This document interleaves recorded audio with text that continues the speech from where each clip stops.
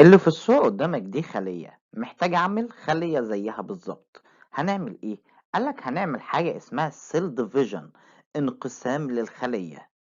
الموضوع ده بيتم بعملية معقدة جدا، هنشرحه بعد كده إن شاء الله. بس في حلقة النهاردة هنتكلم عن حاجة بسيطة. الخلية بيكون جواها نيوكلاس، نواة. النواة بتحتوي على الدي ان ايه. عشان الخلية تعمل سيل ديفيجن هتعمل ايه؟ قالك لازم تعمل كابي للدي ان ايه اللي جواها ويكون متماثل. يعني ايه؟ قالك يعني لازم تعمل دي ان ايه ريبليكيشن. جميل جدا. هو ده اللي هنشرحه مع بعض في حلقة النهاردة، ازاي بيحصل ريبليكيشن للدي ان ايه. فركز معايا وكشكولك وقلمك، ويلا بينا ندخل في حلقة النهاردة. بس قبل اي حاجة ما تنساش تعمل لايك للفيديو، شير للقناة وسبسكرايب عشان يوصلك كل جديد. معاكم كابتن اناليسس.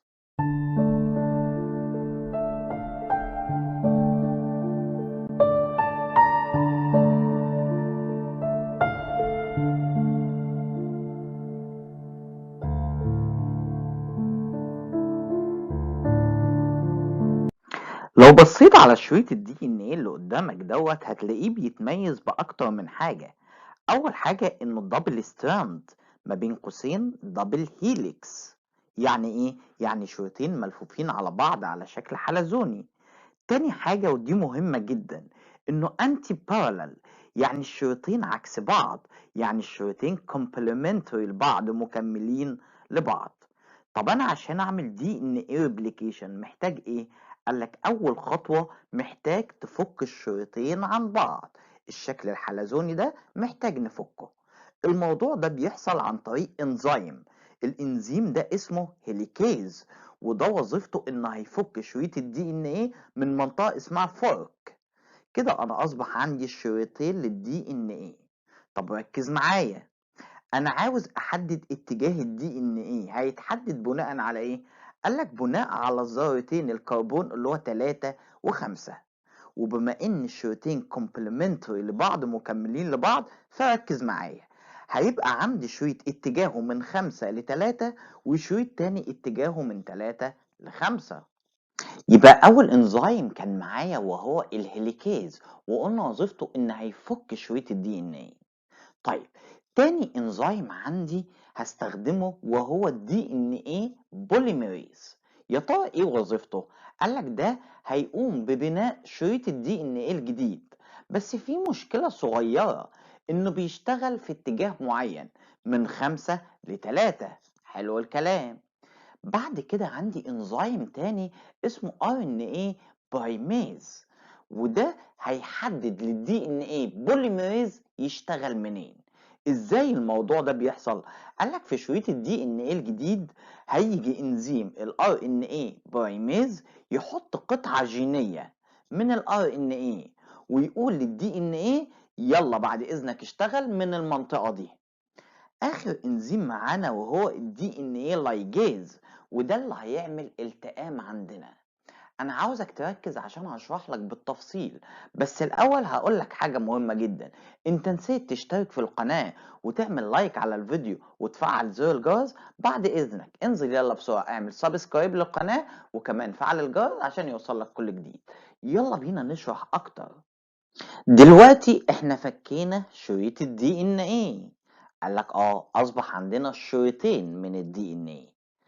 الشريط الاول بتكون بدايته من 3 ل 5، بنسميها 3 برايم تو 5 برايم. طب بص هنا مفيش مشكلة خالص. ليه؟ لان الاستراند ده اللي هتتبنى عليه هتكون من 5 برايم ل 3 برايم، وده الاتجاه اللي بيحب يشتغل فيه الدي ان ايه بوليميريز. فهيشتغل ويكون لي شريط جديد من الدي ان ايه بكل بساطة، وده هنسميه leading strand. حلو الكلام جدا. المشكلة عندي في الشريط التاني. ليه؟ قالك لأن الشريط ده بتكون بدايته من 5 برايم ل3 برايم، وهنا الشريط اللي هيتكون الكومبلمنتري هيكون من 3 برايم ل5 برايم. طب فين المشكلة؟ قالك ده مش طبيعي، لأن البوليميريز مش بيشتغل بالشكل ده. هو بيحب دايما يشتغل من 5 برايم ل3 برايم. طب هنتصرف ازاي؟ قالك سهلة وبسيطة. البوليميريز هيبدأ يعمل حاجة غريبة جدا، هيشتغل في الاتجاه اللي بيحبه من 5 برايم ل 3 برايم، بس هيجي في النص ويحس ان في حاجة غلط، فيسيب ده ويروح لحتة تانية ويبدأ يبني عندي قطعة تانية، وهكذا. هيكون لينا فراجمنتس. حلو الكلام. المنطقة دي بيكون اسمها اوكازاكي فيرجمنتس. وهنا يجي دور الدي ان ايه لايجيز. هيعمل لك ايه؟ هيقول لك يا عم مفيش مشكلة، انت معقد الموضوع ليه؟ الدي ان ايه لايجيز هيمسك الفيرجمنت دي يلزقها مع بعضها. طب اتلزقت مع بعضها، هيتكون عندي اللاجن ستراند، وكده اتكون عندي 1 كوبي من الدي ان ايه الاصلي. العملية دي بيكون اسمها سيمي كونسرفاتيف. جميل جدا. طب ركز معايا، العملية اسمها سيمي كونسرفاتيف ريبليكيشن. اتسمت ليه بالاسم دوت؟ قالك لان كل شريط اتكون عندي مع كوبي من الدي ان ايه الاصلي، وبكده يكون اتكون عندي الدي ان ايه الجديد اللي انا عاوزه، ونكون شرحنا النهارده الدي ان ايه ريبليكيشن.